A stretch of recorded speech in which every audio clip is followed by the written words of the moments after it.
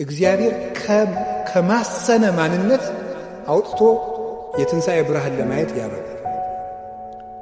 እውነቴን ነው የምነግራችሁ። በራሳችሁ ተስፋ አትቁረጡ። እግዚአብሔር ከኃጢአት ጉድጓድ አውጥቶ ሰዎችን ትልቅ ሰው ያደርጋል። ትልቅ ሰው ያደርጋል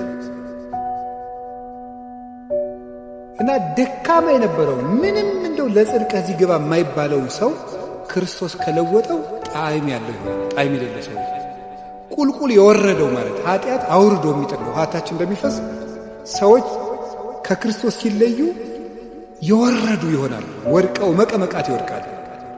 እነዚያ እንደገና ተመልሰው ጣዕም እንዲሰጡ ወርደው የኃጢአት መሰረት የሲኦል መሰረቷ የሆኑ ሰዎች ተመልሰው መዓዛቸው ለሌላው የሚተርፍ ለራሳቸውም ለሌላውም ደስታ የሚሰጡ መሆን ይችላል። ያልተረጋጉ ባካኞች የነበሩትን መልሶ እግዚአብሔር ለሰው ደስታ ጭምር እንዲሰጡ ያደረጋቸው ሰው ጭምር የሚያሰቃዩ ለሰው ረፍት የነሱ ሰዎች ተመልሰው ለሰው ደስታ እንዲሆኑ ማድረግ ይችላል። እግዚአብሔር ነው የሚያደርገው።